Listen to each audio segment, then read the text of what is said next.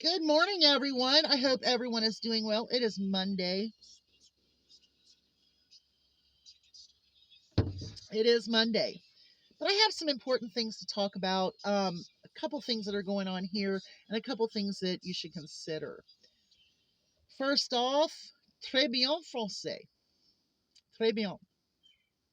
Well done. Very good. And if you don't know what I'm talking about, then you're not informed with what's going on in the world around you. So I'm not even going to go any further. But très bien français. Très bien. Je parle français un tout petit peu très bien. Anyway, on with it. So I hope everyone that is in the path of Burl is either hunkered down with everything they need or has done the appropriate hurricane scenario stuff that you do. Did you prepare? Are you prepared to stay? Did you evacuate? Do you have a place to go when you evacuate? You know, this is the same thing with any scenario as far as being a prepper, is you always want to be prepared. For me, a seasonal preparation is ice, snow, and pretty much cold. In the summertime, we can deal. We can deal with electric outages. We can deal with that. Not that we want to, but we will. In the wintertime, you also want to have your heat, your light, and your cooking apparatuses. So those are the things you have to prepare for. So anyone living in a hurricane area, they know what to do. And if you don't know what to do, then you need to listen to someone that does, because I'm not familiar with hurricanes. Um, we had we had a bunch of electric out due to a hurricane. Oh my gosh, I can't even tell you how many years it was. At that point in time, I was a CNA at a nursing home, and we all went in and spent the night so that we could be with them because we had no call lights. We were handing them little shakers and little noisemakers, and then of course we got the generator was up in no time, but we had to be prepared just in case that generator failed. So we were there. We of course we didn't run like the dishwashers and things like that during them. So all of the staff that was there, we would wash dishes in the sinks and do everything that we were supposed to do and kept everybody safe. And it was kind of like a little slumber party. We all spent the night. There was another time that we did that as well, and it was during an ice storm. So that was some good days way back when things got bad. Being a healthcare worker, you went into work and you spent the night there. Before the storms, we would get there. I didn't have little kids, so I could go and spend the night at the nursing home to make certain that everybody was cared for. And it was really kind of neat because we could go into the kitchen and cook during the nighttime for ourselves.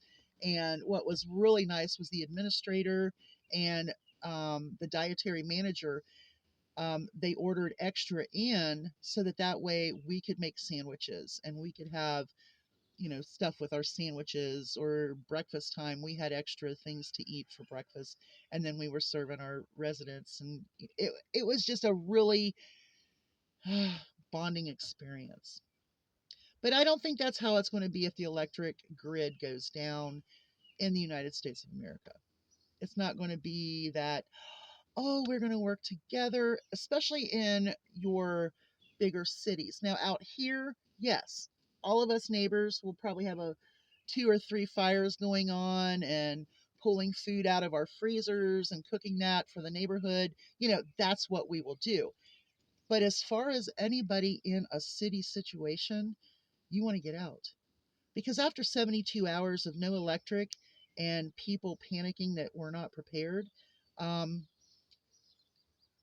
humans can become more instinctual, predatorial. And if you're starving, you're going to do whatever it takes to eat, right?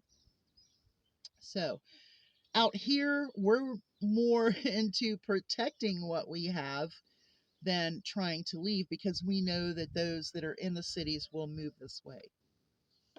We know that. And so we have to protect ourselves against the people that come this way. But after 72 hours, people can turn really quickly. If I had 3 or 4 babies to feed, yeah, sorry about your luck in a situation. I'm going to feed them babies. That's what I'm going to do. Okay. Now, if our grid does go down, it could take up to 2 years to get it functioning. Now, that 2 years would be an example of no chaos, all of the workers are there, everybody's working together, no one's trying to sabotage, there aren't people trying to take food away from the workers that are out there. Catch what my drift? Because in chaotic times, are the workers going to be there to put that grid back together? Who's going to do it? Who's going to volunteer their time to do it? Hopefully, a lot of people would, but what if they don't?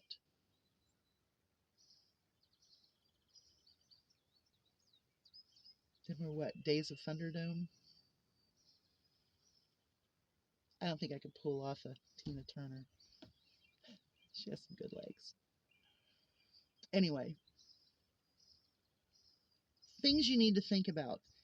You have a candidate that talks horrible about solar and wind energy.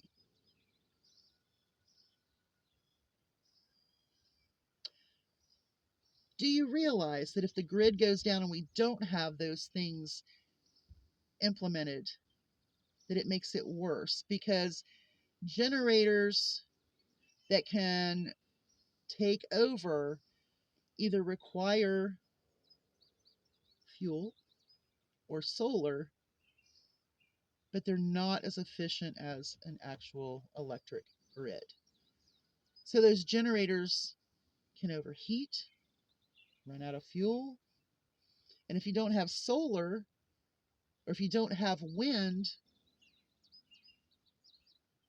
things only last for so long.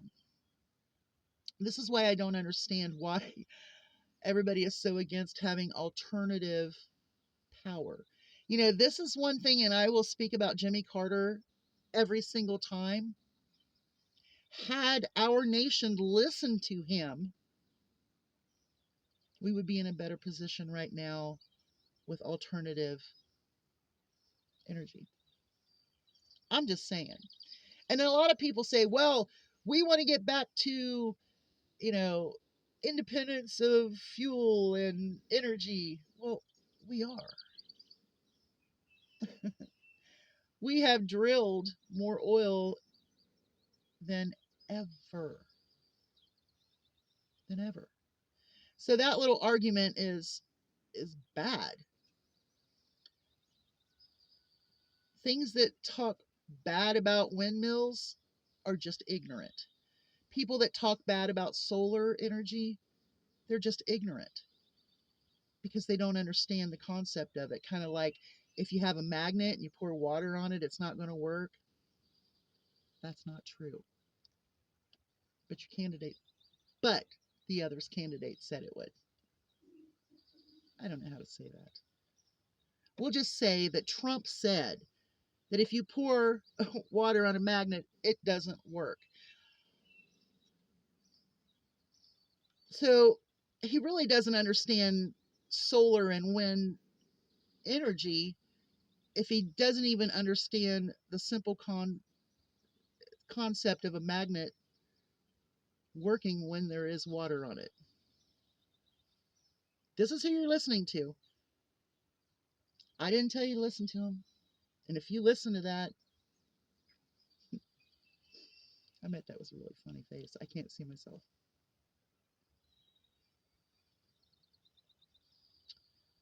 So, in my opinion, people should prep 2+ years worth of what you need. You should have ungodly amounts of seed of all different variety, as well as heirloom.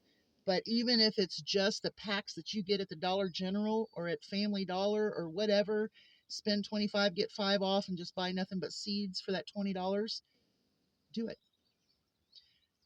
At the end of season, I always wait until the seed packets go on discount. And then I just buy the shoebox full.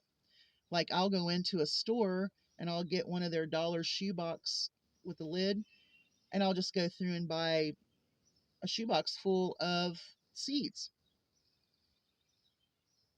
when they're 10 cents a pack or less. If I only get 5 plants out of 10 seeds, that's 50%. And yes, every year it might go down a little bit, but I'm going to tell you something, it's better than nothing.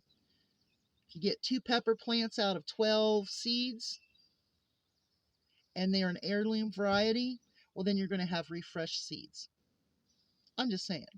But if you're using dollar store seeds, just keep using them. Use them to grow your food. Have them stockpiled. I'm just saying. There is the most amazing seed bank, and you'll have to look it up. And I think it's like towards the Arctic. You can look it up.